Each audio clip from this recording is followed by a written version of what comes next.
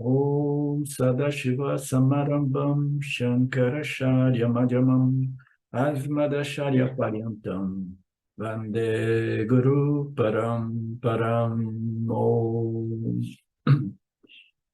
Ok, então nós vamos iniciar a aula de hoje com a questão aí da Marinéia. Me diga aí para gente, Marinéia, por favor.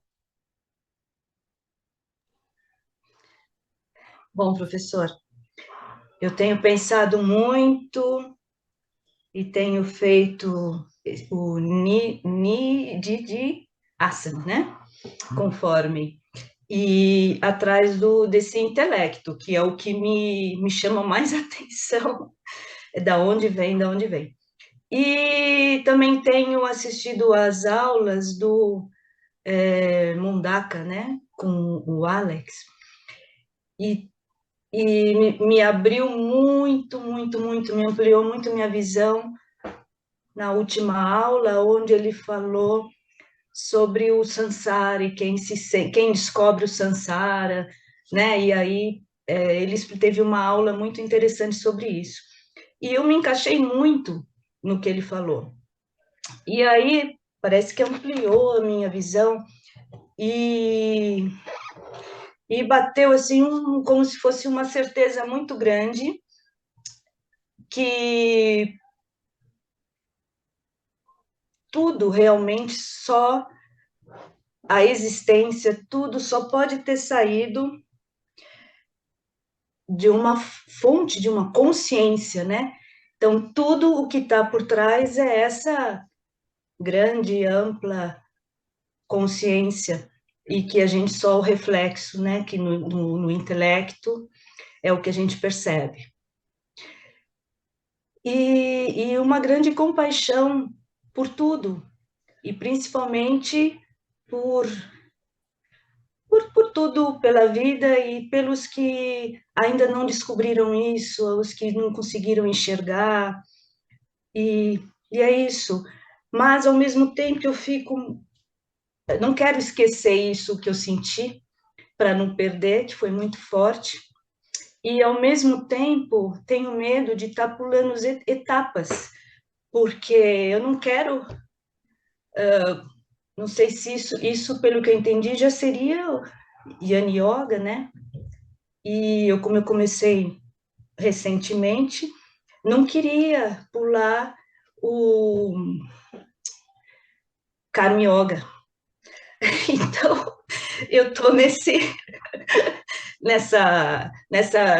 deixando o que vem de consciência, eu me entregando, não fazendo agora não, sabe? Mas ao mesmo tempo, você entendeu, né? Ao mesmo tempo, não sei se eu não estou fazendo errado. Eu não entendi muito bem porque a sua colocação ela não é muito clara nesse Não? contexto. O que você me diz é que durante a aula, o grupo, né, de quinta-feira, você com o Alex, você teve uma compreensão maior do que seja o samsara, né? Mas você Não é sobre o Sansara, professor. Tá, então me Não diga. é sobre. Eu me encaixei perfeitamente no quando ele explica quando que o Vedanta se apresenta para aqueles que entendem sobre o Sansara. Entendi. Ok. Então, você se pegou, né, compreendendo melhor a natureza de Mithya e a natureza do Jivatma, né, sob efeito da ilusão de que o mundo é real e de que aqui eu posso ser feliz através do ganho dos objetos de desejo. Você compreendeu aquilo e você teve né, uma sacação de que, sim, eu não quero mais ser um samsara, né? Você não quer mais depender do mundo, é isso? Sim, nunca quis. Eu cheguei É. à conclusão que a minha vida inteira eu, eu nunca quis. Então, você não quer mais depender, você nunca quis, mas ainda assim estava um pouco presa, amarrada, né, no samsara, dependendo dos outros, mas não queria, era contra a sua vontade, mas o fato é que você estava no samsara, presa no samsara, e agora você viu a possibilidade de se libertar do samsara. Então, a primeira coisa é compreender o que é o samsara. Porque o samsara não é o mundo manifesto. O samsara é a crença de que ele seja real, tá? E de que ele possa realmente me resolver, me completar, né? Me tornar feliz, né? Então, a compreender que esta é uma projeção de Maheshwara desenhada para enganar todos os seres vivos, né? Os seres vivos humanos, neste caso, né? É uma compreensão forte, tá? Então, a partir daí, você tem a possibilidade de se afastar mais e mais desta ilusão, né? Deste truque, né? Que acaba pegando todo mundo, né? Então, para que você possa, né, fazer bom uso desta sacação, né, deste insight que você teve, você precisa, assim, lembrar não a sensação, o sentimento que você teve, mas a compreensão. Você falou aí, eu não quero perder o que eu senti. O que você sentiu é uma experiência que vai e vem. A experiência ela só serve ao propósito da gente extrair compreensões, e compreensões, quando elas são claras e bem digeridas, internalizadas, elas permanecem, ok?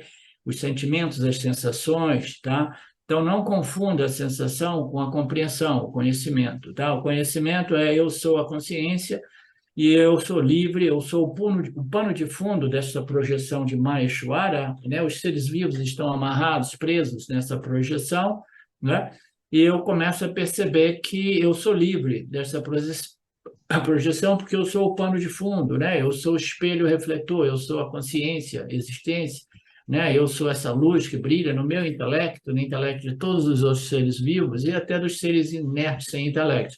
Então, essa compreensão é boa. Então, você teve um momento de compreensão que precisa ser nutrido, entendeu? Agora, cuidado com essas noções egóicas de que, então agora eu compreendi tudo, então, de repente, mais eu não posso pular o caminhão. Esquece todo esse tititi na mente, tá? Simplesmente se renda, né? Compreenda que você teve uma sacação importante, né? Uma observação, né? Uma compreensão importante, e compreenda também que essa ignorância, né, é profunda, né, e que o ego também ele é muito esperto, tá? Fica de olho em tudo isso e não se preocupe muito com os outros, muito embora o sentimento de compaixão pelos outros aumenta na medida que a gente compreende o samsara e se liberta do samsara, né? Mas nós sabemos que existe a lei fundamental, que é de karma, né? E cada um tem que passar pelo seu karma e não podemos fazer nada pelos outros, né? O sofrimento é bom porque ele nos ajuda a crescer, a amadurecer, né? Então, não se envolva também com esse sentimentalismo, tá? Muito embora seja natural sentir um pouco de compaixão aqui e ali, né? E principalmente sensibilidade, empatia pela dor humana, né? E, então, é isso que eu teria a dizer para você, tá? Você simplesmente continua fazendo o trabalho como se nada fosse. Toda essa fumaça que foi gerada, você simplesmente deixa ela embora e permanece só com como é que chama? O cerno, né? O cerno? Cerne da questão, né? É da questão, que é a compreensão que eu tive, A compreensão. a visão que eu tive, entendeu? A visão que eu tive é que eu sempre vivi presa no samsara, era contra a minha vontade, mas a força do samsara era muito poderosa, e agora eu me sinto relativamente mais livre do samsara, e eu quero que que essa liberdade seja bem estabelecida através desta convicção de autoconhecimento, tá?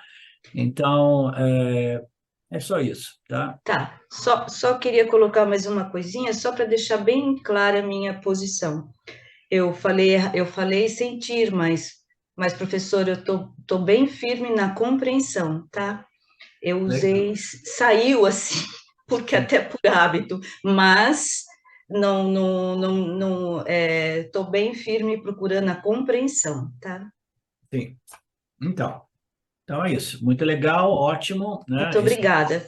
Foi uma ótima experiência, né? Porque você participar de um grupo de estudo no qual, né, as palavras dos Upanishads, né, são expostas, né, abre espaço para algumas experiências. A experiência foi uma experiência bacana que você teve, mas a experiência ela vem e vai. O importante é você permanecer focada na compreensão que gerou aquela experiência. A experiência é a fumaça, né?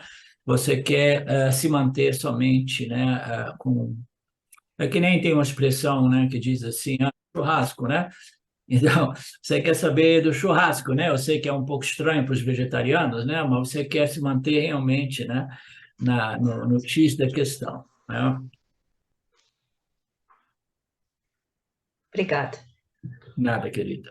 Então, vamos entrar aqui na questão antes de entrar na aula, do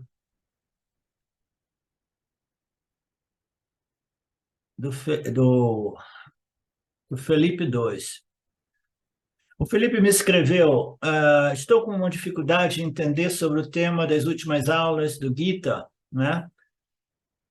E as meditações e o papel do Shravana, Manana e Didhyasana.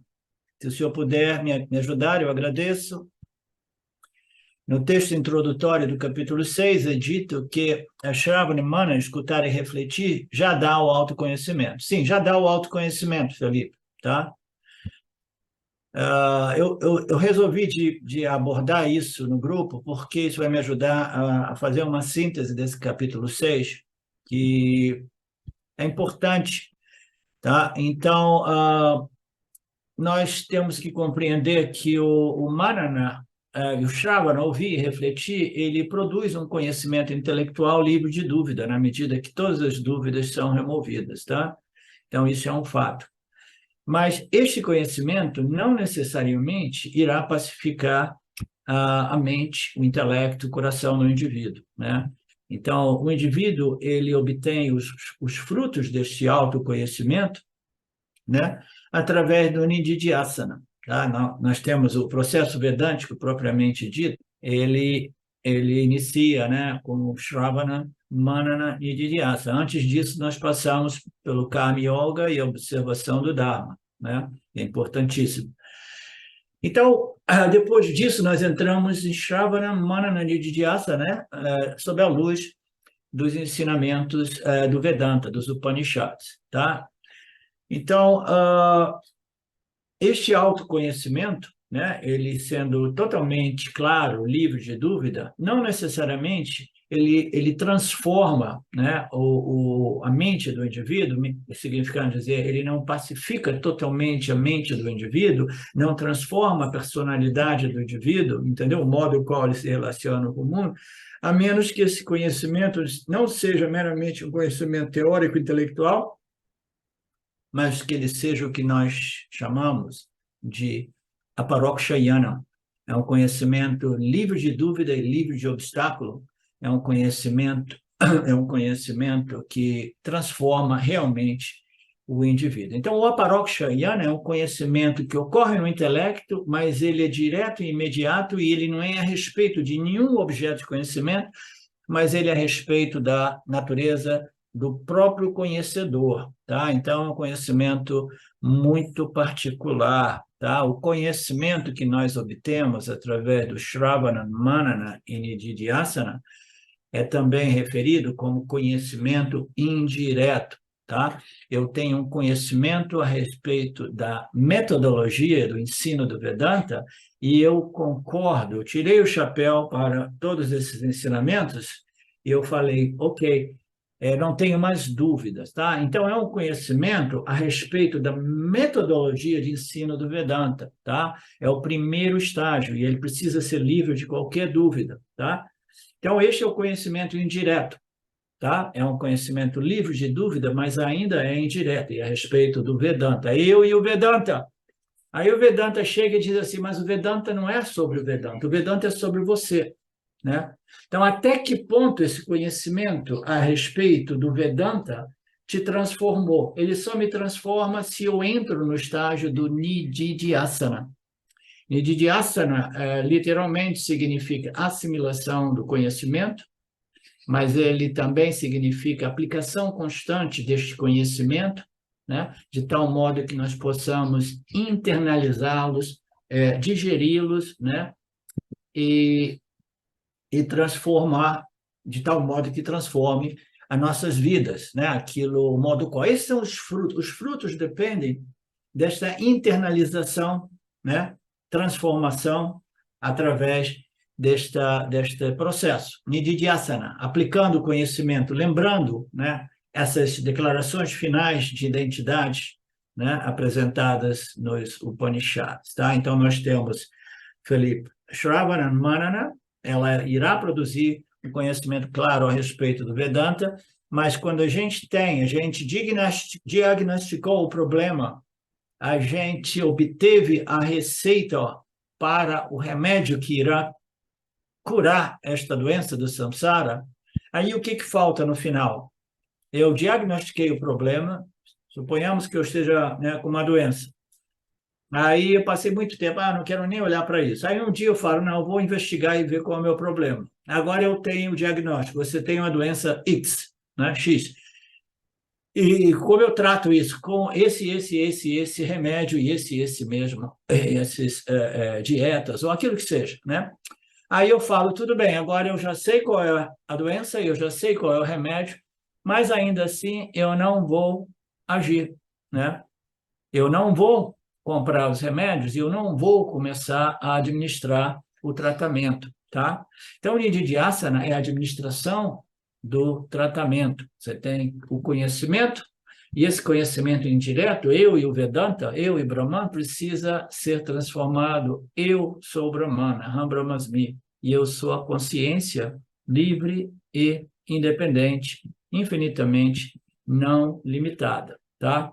Então, você entende a distinção? Shravana Mana dá conhecimento, conhecimento é intelectual, esse conhecimento intelectual não liberta, não transforma, ele é dito ser indireto e ele precisa se tornar o conhecimento de mim mesmo como consciência, existência de natureza infinitamente não limitada. Este é o processo do Nididhyasana, ok? Então, o Nididhyasana é o que firma o conhecimento. Você coloca aqui, exato, é o Nididhyasana que não somente irá afirmar o conhecimento, mas irá internalizar o conhecimento, tá? O que significa internalizar? Né? É a aplicação do conhecimento de tal modo que esse conhecimento esteja à nossa disposição de novo e de novo, no início, através de um processo deliberado de lembrança e aplicação do conhecimento toda vez que a ignorância se manifesta. Então, eu estou aplicando o conhecimento na ignorância. Quando você aplica a luz na escuridão, a luz dissipa a escuridão. Quando se aplica o conhecimento, toda vez que a ignorância se manifesta, você está simplesmente dissipando aquela ignorância. Tá? Na medida que a gente vai fazendo isso, simultaneamente, a gente vai também produzindo outras vasanas, digamos assim, vasanas de extermínio de ignorância, entendeu? Então, essas vasanas dissipação, se diria, Márcio?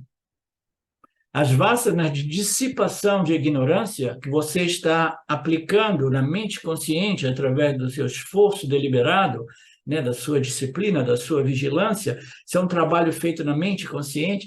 Então, ela vai neutralizando essas ignorâncias que estão profundamente arraigadas na mente inconsciente, né? E, simultaneamente, vai criando novas vasanas de dissipação da ignorância. Então, você vai produzindo vasanas também, tá? Vasanas fundadas no autoconhecimento. Como eu digo muito frequentemente, esse conhecimento, para ser internalizado, ele precisa entrar, né? Penetrar a nossa mente inconsciente, porque é de lá que nós recebemos os impulsos e as emoções para responder aos estímulos da vida, né, do dia a dia. Então, o conhecimento precisa ser muito bem estabelecido no corpo causal, na mente inconsciente ou na mente subconsciente, né? Então, a internalização do autoconhecimento é o estabelecimento desse conhecimento na minha mente subconsciente e inconsciente, tá? Isso leva um pouco de tempo. Esse é um processo gradual, tá? Então, o Nididhyasana irá afirmar o conhecimento, sim, mas para dar a certeza de que eu sou a consciência livre, independente, limitada, e eu não sou o complexo consumente, não é necessário fazer constantemente a autoinvestigação, net. Net é uma discriminação entre o ser e não ser, eu, o ser, eu, a consciência, eu, o sujeito e o mundo dos objetos, né? Você faz essa discriminação durante esse período do Nididhyasana, que é a aplicação do autoconhecimento, dos ensinamentos oferecidos, né, expostos nas escrituras. Então, você faz isso. Isso nada mais é, o Nididhyasana, do que uma discriminação entre Sati e Mithya, eu, o sujeito absoluto, e os objetos que ocorrem diante de mim, né? Então, eu jamais me confundo com essas experiências, tá? Seja ela de compaixão, disso e daquilo, né?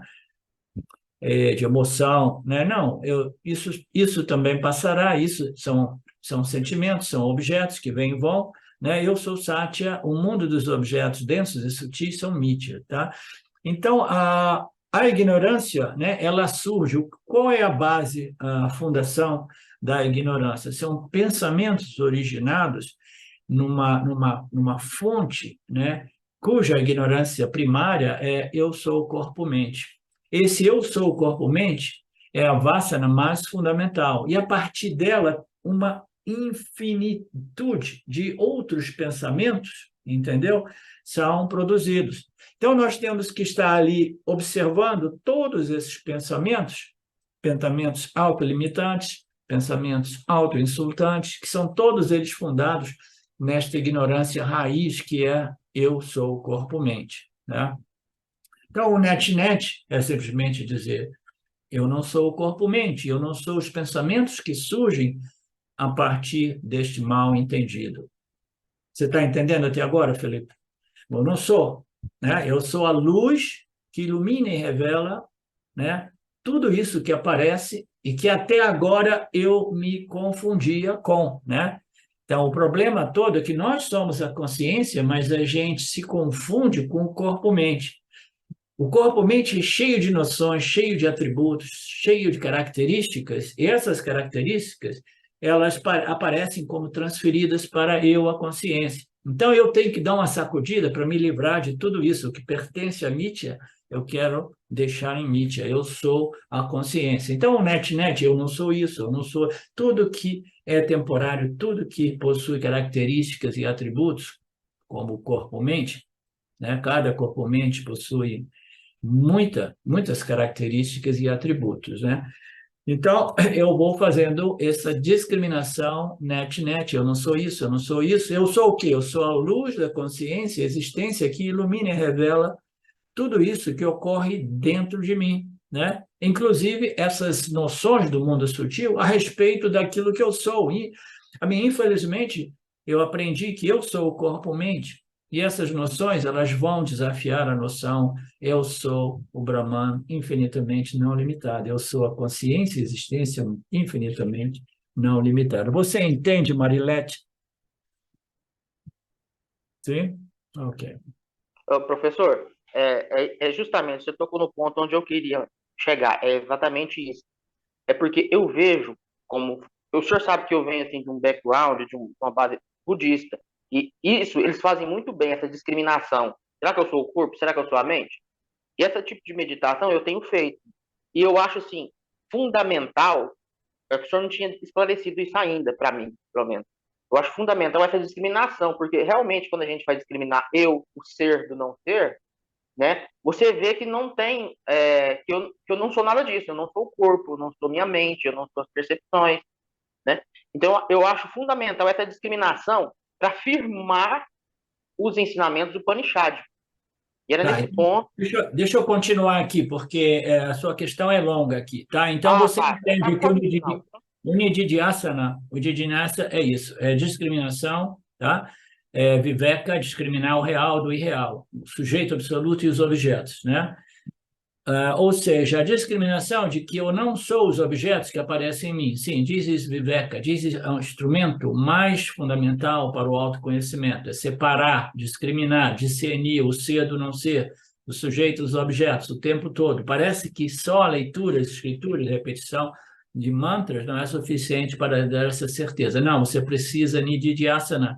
Como você disse, o Nididhyasana é que vai firmar esse conhecimento e transformá-lo em conhecimento direto, conhecimento transformador, tá? Não conhecimento meramente intelectual. Então, é exatamente isso, a discriminação entre os sujeitos entre o sujeito e os objetos que aparecem nele, exato. A leitura a leitura e reflexão, que é o Manana dos Upanishads e do Gitas, né, são mais para ter certeza e validar esse conhecimento de que eu não sou o complexo. Sim, é para produzir a convicção intelectual de que eu não sou. Mas depois você enfrenta esse grande inimigo, né, que é a ignorância profundamente arraigada e depositada no corpo causal, né? Então você tem que fazer esse trabalho de internalização para neutralizar essa ignorância que está obstaculando, né, o seu potencial de desfrutar e transformar a sua vida, né? Aqui você tem uma outra questão.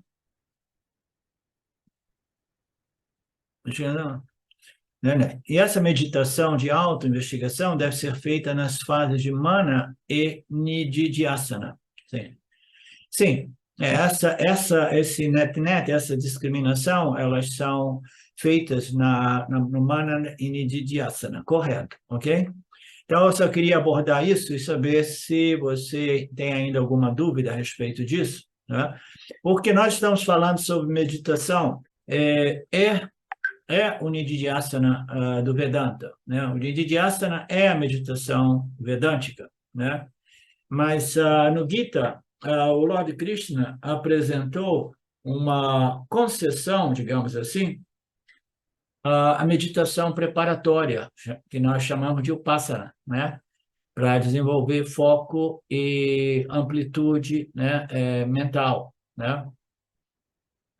Então, nós temos o Karma Yoga, né? O Karma Yoga requer observação do Dharma e tem o poder de purificar a mente, né, de modo mais profundo e natural possível, né? E depois nós temos uma concessão que foi aberta ao Vipassana, a meditação tradicional de sentar, né, fazer um pranayama, fazer isso, fazer aquilo. Essas meditações, elas também servem para purificar ou purificar e desenvolver determinadas qualificações na mente também, purificação, preparação da mente, né? Mas a meditação vedântica, propriamente dita, é o Nididhyasana, né? E o Nididhyasana a gente pode fazer sentado, né? Parecendo que a gente está meditando convencionalmente, mas a gente está lá naquele fluxo, né, de lembrança, de visão desses ensinamentos, dessas declarações finais, e a gente está lá obcecado, né? Imerso em tudo aquilo. Então, essa é a meditação Vedanta, trazer a mente para um foco, mas esse foco não é um mantra, são as declarações de identidades e as lógicas que apoiam ela, até que este conhecimento seja direto, devidamente ou inicialmente bem internalizado, tá? Então, nós temos essa meditação que prepara, que é o Upasana, e nós temos a meditação vedântica, que é o Nididhyasana, ok? Por que é meditação? Porque meditação requer um objeto de meditação. A meditação vedântica, Nididhyasana, o objeto é o quê? São os ensinamentos dos Upanishads, tá? Então, você compactou, sintetizou esses ensinamentos em sua essência, que são as declarações de identidade, você permanece ali meditando sobre isso, né? Então, o Nididhyasana ele pode ser feito dentro de casa, né, no seu quartinho de meditação, lembrando os ensinamentos, né, aplicando eles, né, e pode ser feito também no dia a dia, na medida que nós damos umas escorregadas aqui e ali e levamos algumas rasteiras, né, dessa ignorância cósmica, né, aí a gente lembra dos ensinamentos para neutralizar e assim nós recompomos, nos restabelecemos, nos reequilibramos, entendeu? Lembrando dos ensinamentos, tá? Então, nós falaremos ainda mais na aula de hoje e amanhã sobre as meditações vedânticas, né? O capítulo 6, né? E tem um pouco de confusão, mas a confusão é somente a respeito de denominação, né? Então, é isso. Vamos entrar na aula? Tudo bem, então, Felipe? Beleza, professor. É isso mesmo, exatamente. Muito obrigado aí. Obrigado a Bastante você. esclarecido. Ótima contribuição. Obrigado. Ok, deixa eu voltar para o meu texto aqui. Ok, o verso 2 a 5, nós vimos no arquivo anterior, né, no Gita, né, que o Lord Krishna trata de alguns tópicos em relação à meditação, né? São tópicos ou são disciplinas gerais que preparam a mente para a meditação, né? Para que a gente possa realmente praticar a meditação de preparação, preparatória com sucesso, né? E existem denominações sânscritas a respeito dessas preparações, né? Que fundamentalmente são a compreensão do Karma Yoga e observação do Dharma. Ela irá preparar o indivíduo, né, para o dhyana, para a meditação de preparação também. O Karma Yoga prepara, o Upasana também prepara. O objetivo, o fruto, né, o benefício principal do Upasana é fazer com que a mente permaneça focada, educada, né, disciplinada, a estar meditando num objeto de meditação. Por que isso é importante? Porque mais na frente a gente entra no Nididhyasana do Vedanta. O Nididhyasana do Vedanta são essas declarações e, e análises, né, que requerem uma mente focada. Se a mente ela pula de pensamento a pensamento a cada 5 segundos, é impossível fazer o Nididhyasana do Vedanta. Portanto, o Upasana serve para produzir o quê? One-pointedness, uma mente pontada, né? Uma mente focalizada, né? Porque nós precisamos disso para fazermos o Nididhyasana de modo eficaz, né?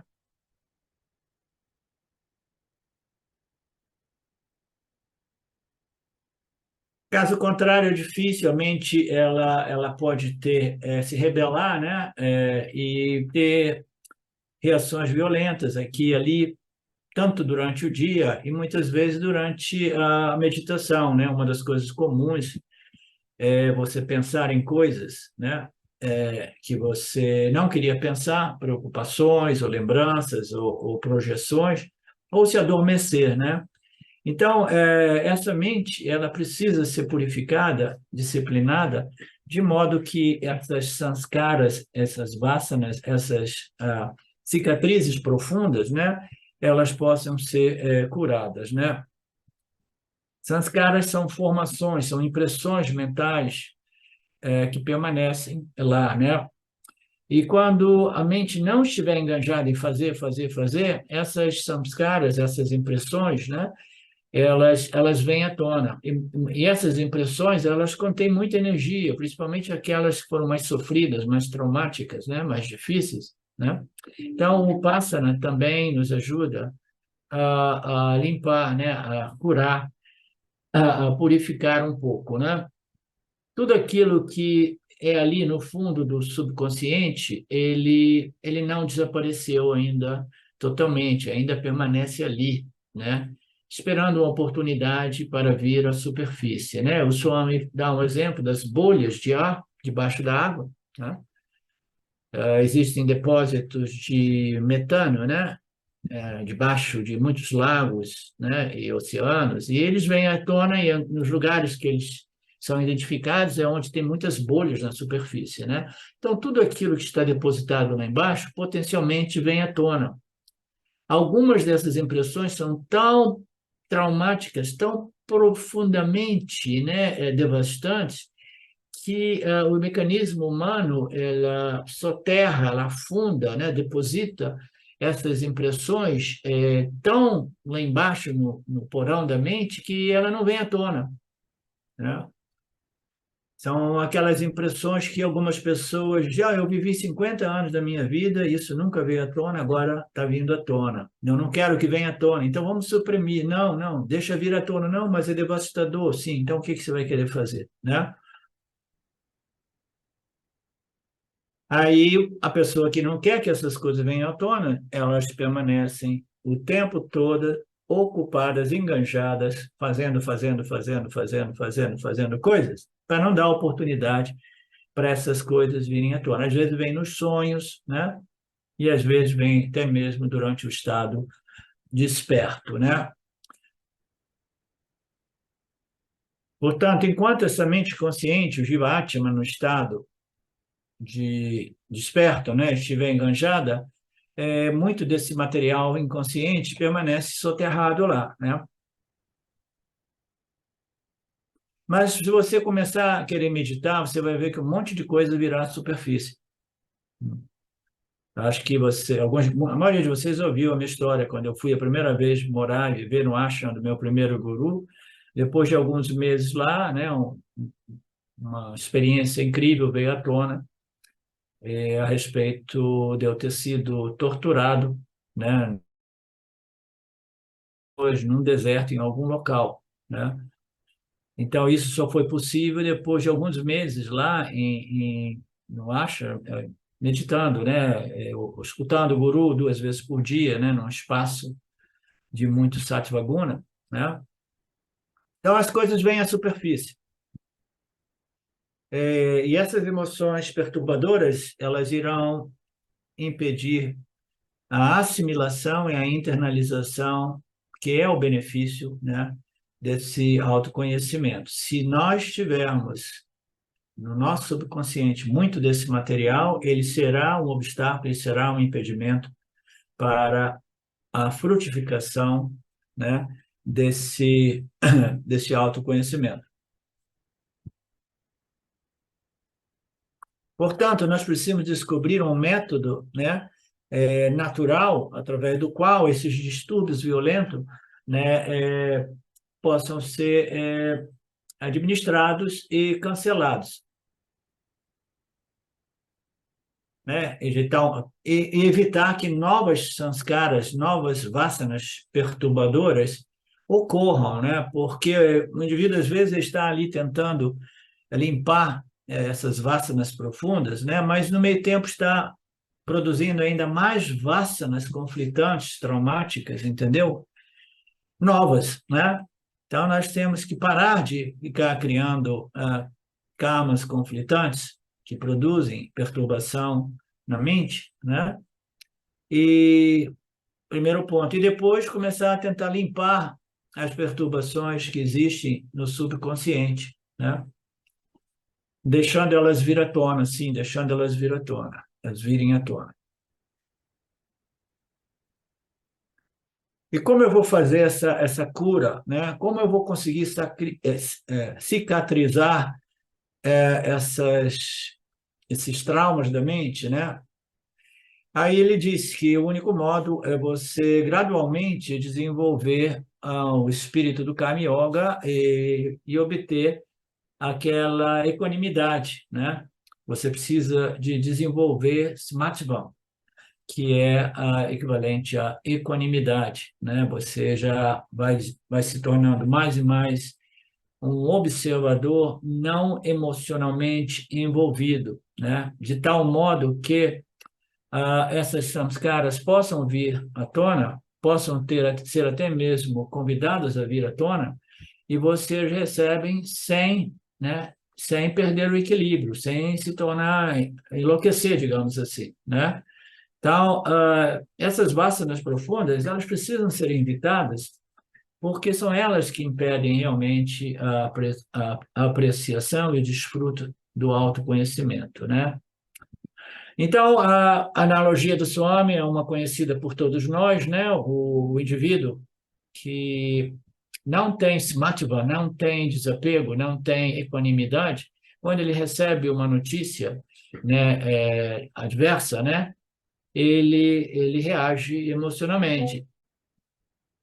Então, é o exemplo do indivíduo que responde, né, violentamente toda vez que circunstâncias são muito adversas, né? Então, ele tem uma notícia ruim e ele dá chilique, né? Então, a analogia aqui é um indivíduo que perdeu tudo porque o navio afundou e todos os bens dele estavam nesse navio.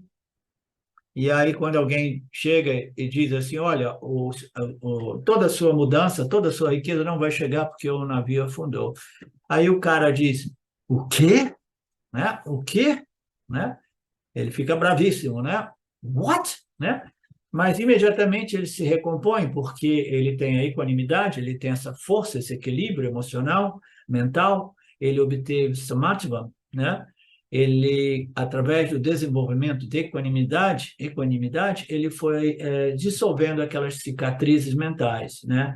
Então, ele dirá o quê? Né? Aí, imediatamente, ele dirá por que não? Né? E daí? Né? Então, este é a ilustração aqui daquilo que nós podemos fazer, desenvolvimento de samatva, desenvolvimento de equanimidade. Agora eu pergunto a vocês, como a gente pode fazer isso de tal modo que a gente possa preparar a mente para o Vipassana, que é a meditação de purificação e ainda mais melhoramento da mente. Como a gente vai fazer isso? Né? Como a gente vai desenvolver esta preparação genérica, geral, né? Que produz a equanimidade, o samatva? Né? Quem pode responder?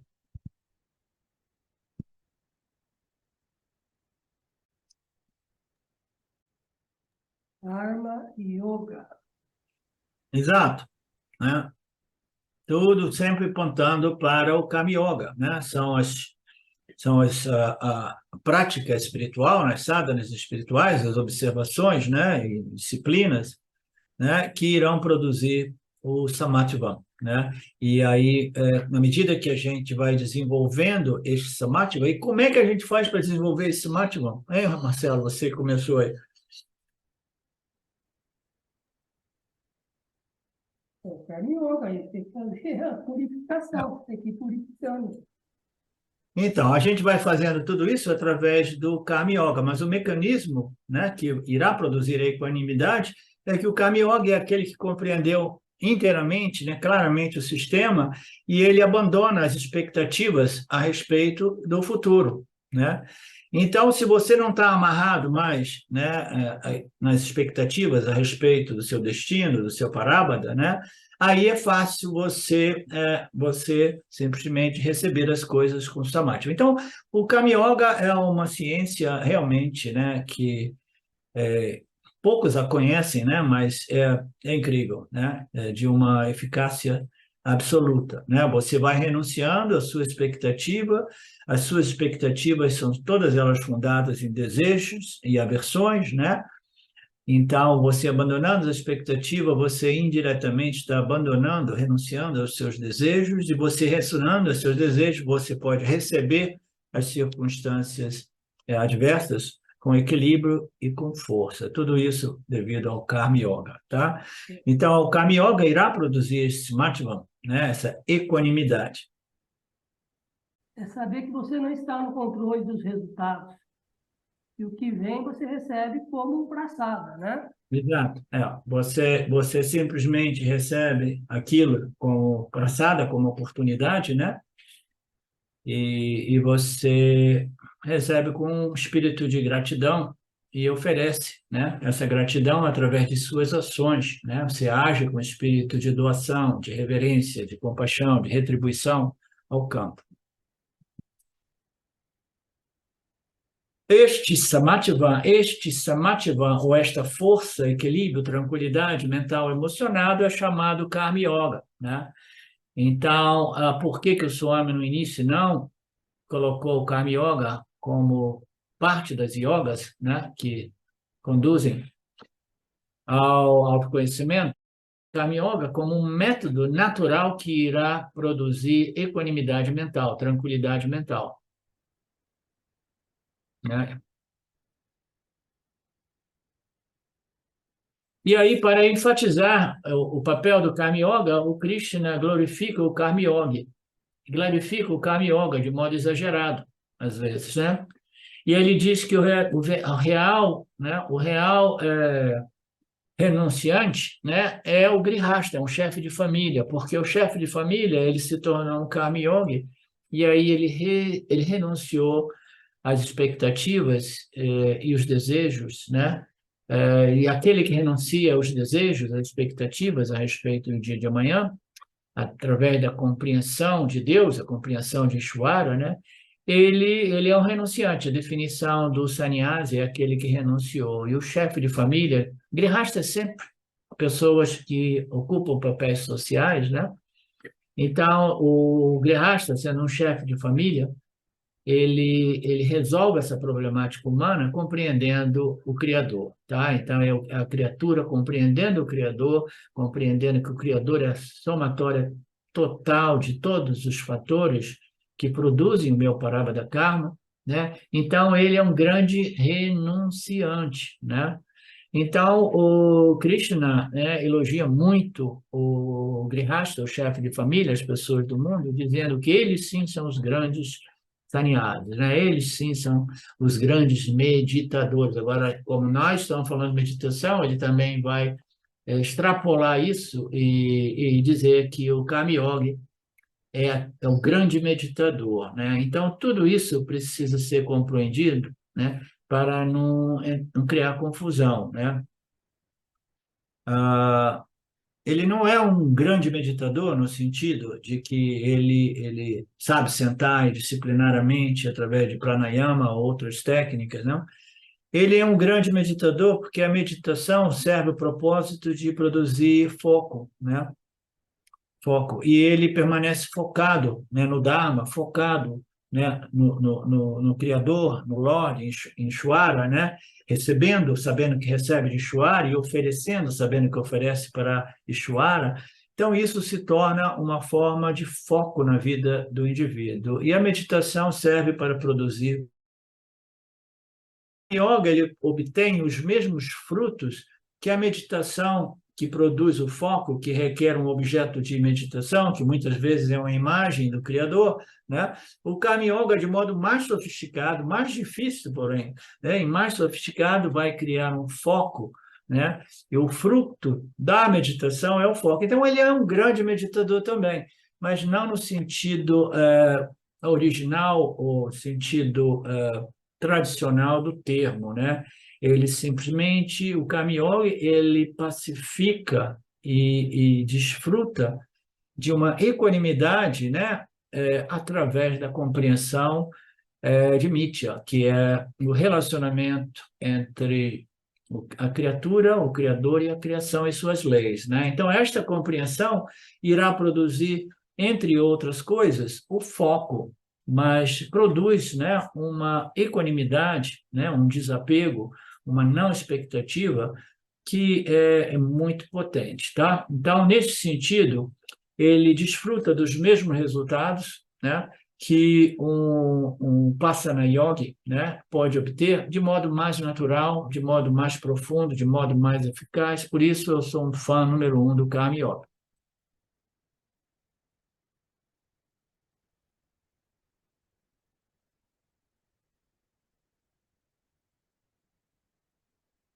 Então, o Krishna está glorificando o Grihasta, ele está simplesmente dizendo que o Grihasta, né, o Grihasta religioso espiritual é um Karma Yogi. O Karma Yogi é aquele que desfruta de equanimidade, samatvam, equilíbrio, força, então tudo isso, né?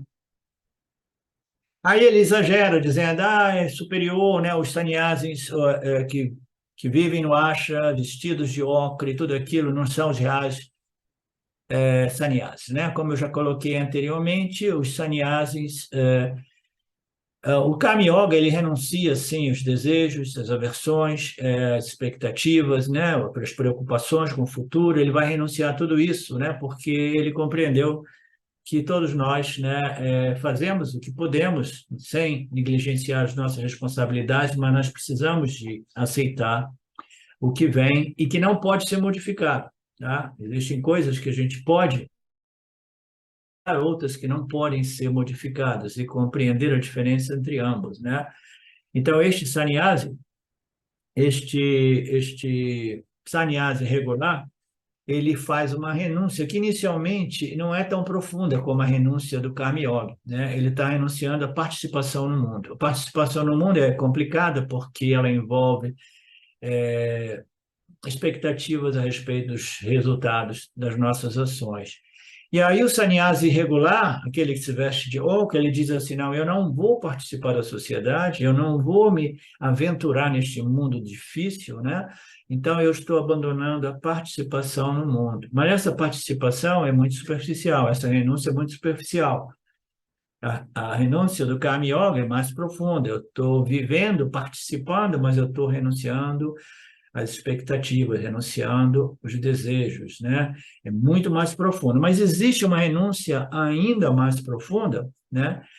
Que o Karma Yoga ele precisa, né, passar para o Jnana Yoga e contemplar nas escrituras finais dos Vedas, de modo que ele possa renunciar, né, o renunciador das expectativas a respeito do mundo. Ele tem que renunciar o ego, renunciar o sentimento de que eu sou um grande Karma Yoga, eu sou um grande isso, um grande aquilo, né? Eu recebo tudo como praçada. Aquela identidade, né, ela precisa ser renunciada no altar do Aham Brahmasmi. Eu sou a consciência e existência, né, livre do karma, tá? Então, a renúncia final, ela é mais profunda do que a renúncia do Karma Yoga. Era isso que eu queria conver aqui, entendeu? O Karma Yoga vai renunciar aos desejos e expectativas, e no final, tudo isso precisa ser renunciado através do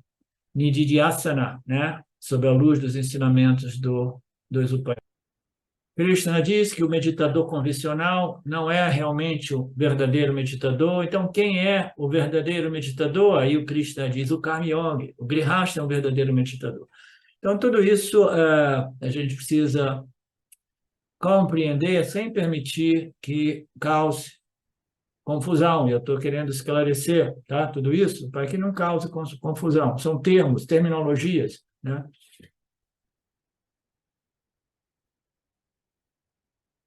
Ele está exaltando o Karma Yoga, né? E, e para isso ele criticou o Jnana Yoga, né? Ele criticou o sannyasi, né?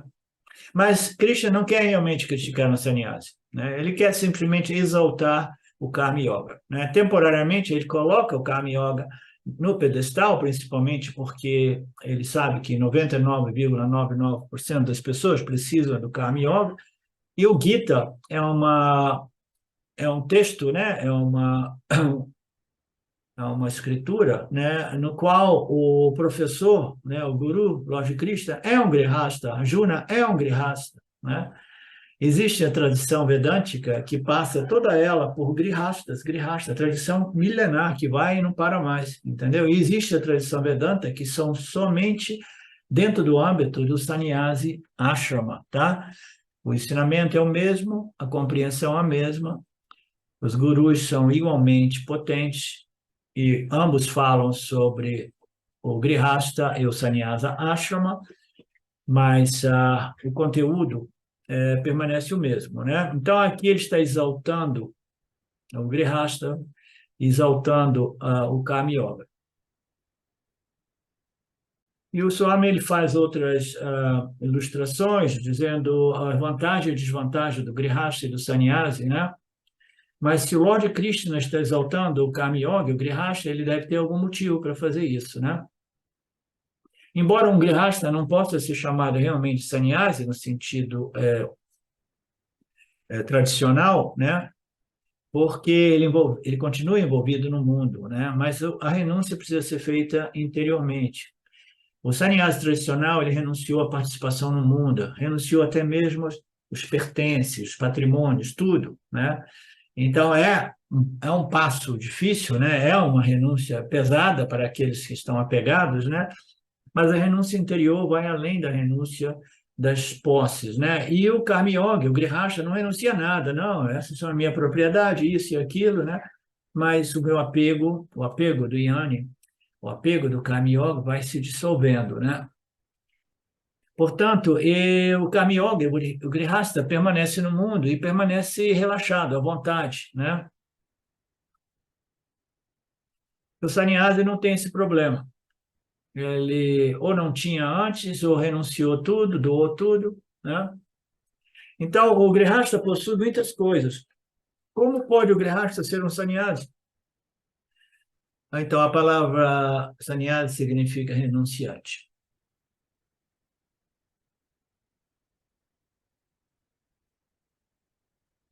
Portanto, o Grihasta, ele não deve, o que daria a ele o direito de desfrutar desse status de ser um sannyasi? Não, ele não é realmente um sannyasi, mas interiormente ele é um sannyasi. Por quê? Ele renunciou pelo menos às expectativas e os desejos e os medos, né? Então ele desfruta de samatvam, de equanimidade, de força, equilíbrio, né? Então é como se ele fosse um sannyasi, porque um sannyasi ele irá renunciar no final das contas o ego, né? E ele vai desfrutar de grande samatvam, grande equanimidade e equilíbrio, né? Então o sannyasi também desfruta deste samatva, né? Então é como se fosse um sannyasi, muito embora ele não seja um sannyasi, ele renunciou os desejos, os medos e as expectativas, né? E o sannyasi está lá para, no final das contas, renunciar, né, a noção equivocada de que eu sou o fazedor, eu sou o executor e eu sou o desfrutador. Om Purnamada Purnamidam Purnamudachyate Purnasya Purnamadaya Purnameva Vashishyate Om Shanti Shanti Shanti Om. Okay, Namastê. Olá, queria trazer aqui para vocês o quanto eu tenho me beneficiado dos ensinamentos do Vedanta. Esses ensinamentos do Vedanta, eles mudaram a minha vida, o meu estilo de vida, né? A partir de uma compreensão sobre Jagata, o mundo, sobre essa pura inteligência, Ishvara, sobre o Jiva, né? A mente, o funcionamento, sobre a aplicação do Karma Yoga diariamente na vida, o quanto isso beneficia a purificação da mente, né? Para poder daí acessar aquilo que é mais valioso. Aliás, eu diria sem valor estimável, inestimável, né? Uma riqueza profunda, que é a compreensão sobre os ensinamentos de Satya, a consciência, a existência ilimitada que sou. Bom, eu sou uma aluna de Vedanta, desse grupo, Vedanta Brasil, que iniciei a jornada, estou no começo da jornada, mas essa jornada seria impossível sem o apoio diário de um professor qualificado, o professor Arlindo Nagar, nosso professor, que dedica a sua vida, que dedica as batidas do seu coração exclusivamente para o ensino do Vedanta. Ele gosta de usar a frase o coração que se doa recebe. Então ele é esse coração que doa. E aí a minha pergunta e o meu convite é: e você? Tem se beneficiado também dos ensinamentos, da compreensão, da clareza desses ensinamentos que são trazidos para nós? Sim? Se sim, o coração que doa recebe. Então o convite é: se você se beneficia, você pode também fazer uma doação. Essa doação, ela é necessária, apropriada, para a manutenção, né, desse ensinamento vivo diariamente para nós. E é um convite para que a gente possa nutrir esse grupo com o dar e o receber. E se você se beneficia, tenho certeza, qualquer valor mensal é suficiente. É o valor que o seu coração sentir, mas é um valor apropriado.